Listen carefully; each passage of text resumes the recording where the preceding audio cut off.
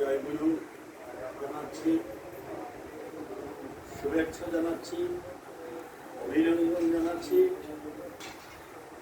প্রণাম জানাচ্ছি সবাইকে। এই দূর দূরান্ত থেকে এসে সদর আয়োজিত এই অনুষ্ঠানে আপনারা অংশগ্রহণ করে আপনারা ঠাকুরকে ধন্য করছেন, সাথে সাথে নিজেদের ধন্য করছেন। সবাইকে আমি ধন্যবাদ জানাচ্ছি।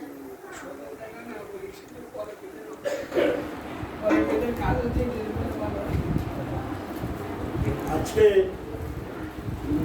এই অনুষ্ঠানে আপনারা অনেকে উপস্থিত আছেন, অনেকেই কিন্তু এখানে প্রত্যেকেই কিন্তু অনেক গুণেই এখানে সমাবেশ হয়েছে। সমাবেশে শুভেচ্ছা বক্তব্য এত সংক্ষিপ্ত হওয়া উচিত, সবাই যেন সুযোগ পান কিছু বলার জন্য। আমার কিছু কথা না বললেই যেমন হয়। আমি প্রথমে স্বর্গীয় যোগেশচন্দ্র শীল মহোদয়, তিনি হচ্ছেন সজলদার পিতৃদেব, প্রয়াত পিতৃদেব।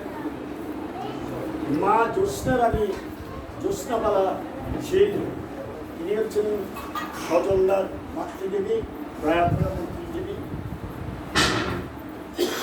ঠাকুর তিন চার জিনিসের ব্যাপারে আমাদেরকে খুব কিন্তু সজাগ থাকতে করেছে, এবং তিনটে ঋণ নিয়েই আমরা আসি পৃথিবীতে। ঠিক আছে, পিতৃদেব ভব, মাতৃদেব ভব, গুরুদেব ভব। প্রথমে মা, তারপর বাবা, তার গুরুটা আসে, এবং সেই গুরুকে কিন্তু আমরা প্রাধান্য করে কিন্তু আমাদের চলতে হয়।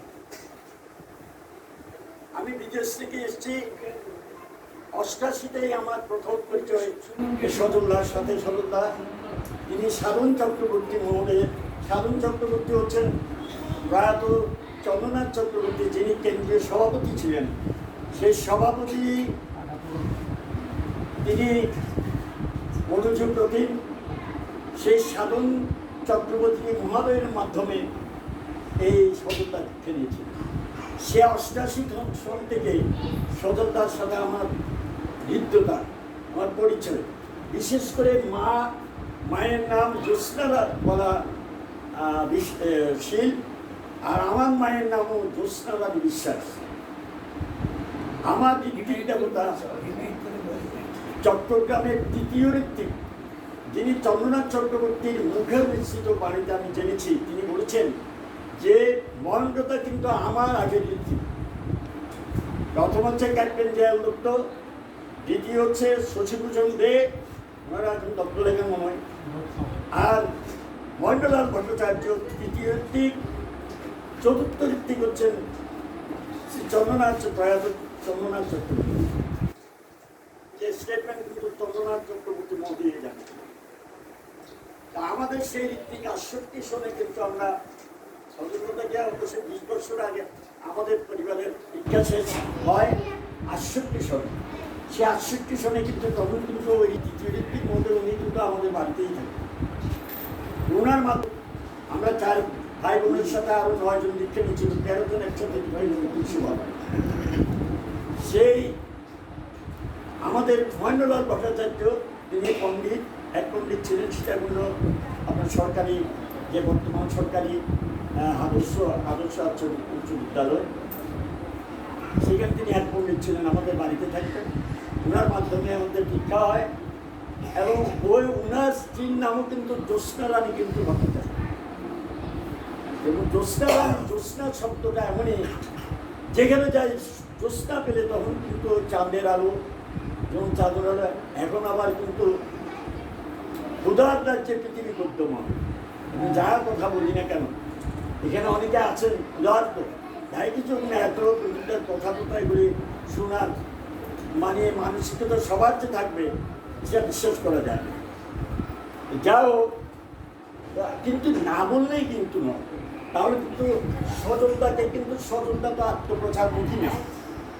সজলদা যে কথাগুলি বলেছেন, সজলদা হচ্ছে একটা দর্শন। সজলদা হচ্ছে একজন এমন পরম ভক্ত যে অনেক ত্যাগ স্বীকার করে। আমি কিন্তু দেখি না এরকম ত্যাগ স্বীকার করেছেন, কিন্তু ঠাকুরের লীলা পার্শ্বদের মধ্যে প্রথম যে দুজন, একজন হচ্ছেন আপনার কিশোরী মোহন, আর একজন হচ্ছে অনন্ত মহারাজ। তাদের জীবনে যে ঘটনাগুলি ঘটেছিল, মানে অর্থাৎ এগুলি বর্ণনাতীত, এবং ঠাকুরের পরম ভক্ত কিন্তু এই দুজন থেকেই শুরু। তারা কিন্তু দুজনেই কিন্তু ঠাকুরের বড় ছিলেন, একজন 8 বৎসরের বড় আর একজন 3 বৎসরের বড়। অনন্ত মহারাজ এবং সেই ইতিহাস আপনারা অনেকেই কিন্তু বই পুস্তকে পেয়ে থাকবেন। আমি কিন্তু এই যুগে আমার 88 সাল থেকে আমি একটা মানুষকে দেখেছি যে দায়িত্বহীন ভাষায় বলতে পারবো যে কোনো তথ্যমূলক এই তথ্য আমার কাছে এখানে আছে, বুঝছেন।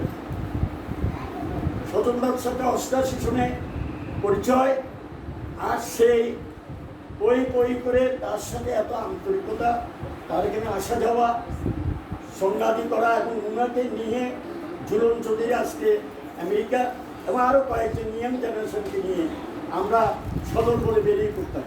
কখনো সন্দীপ চলে যাচ্ছি, কখনো আনোয়ারা চলে যাচ্ছি, ভাস্কর চলে যাচ্ছি, কখনো মেরিয়া চলে যাচ্ছি।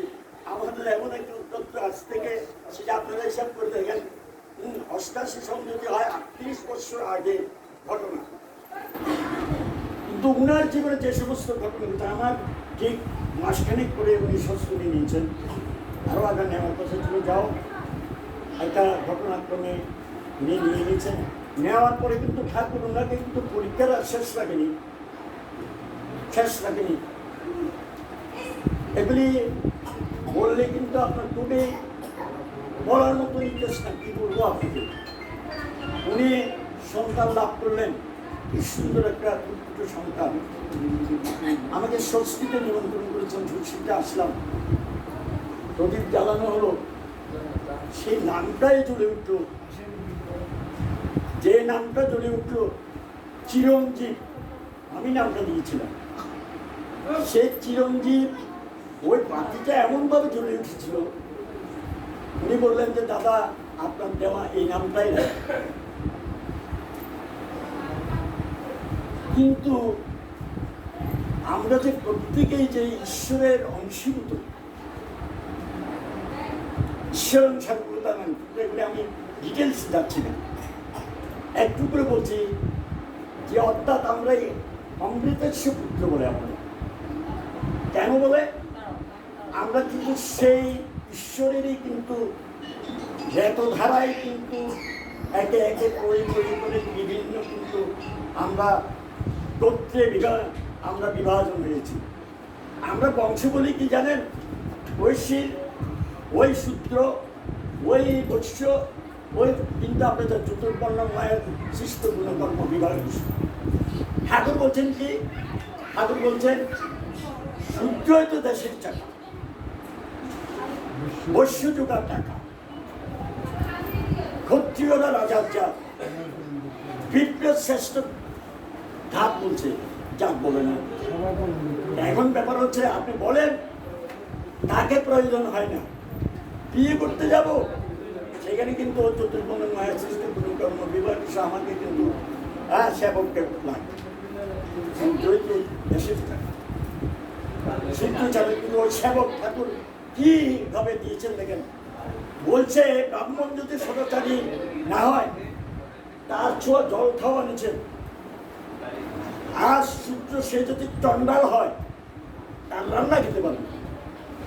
ঠাকুর এসে যুগে যুগে কিন্তু যারা এসছেন সবাই কিন্তু ক্ষত্রিয়, রাম, বুদ্ধ, যিশু, মোহাম্মদ, শ্রী চৈতন্য, সবই কিন্তু শ্রী চৈতন্য বুদ্ধদেব, তিনি পর্যন্ত কিন্তু সেই পর্যন্ত কিন্তু সবই ক্ষত্রিয়, কিন্তু ওরা কিন্তু শ্রেষ্ঠ ব্রাহ্মণ, ওরা কিন্তু ব্রাহ্মণ। আর সেই ধারাবাহিকতাকে যখন আপনার দেখেন, আপনার কেমন কর্মফল কিন্তু শ্রীকৃষ্ণ কিন্তু সেখানে কর্মফল কিন্তু অস্বীকার করতে পারেন। এক দিচ্ছে একটা সুন্দর যেন কিরকম লাল টুকটুকে, তিনি ভাবছেন একে আমি বধ করবো, পক্ষী সমতুল্য মনে করেছে, তখন তীর নিক্ষেপ করেছে। ওই বানানো সে পা দেখে সাথে সাথে রক্ত শুরু করছে, দিয়ে দেখছে প্রভু আমি আপনাকেই বোধ করলাম, আমি এত পাপি।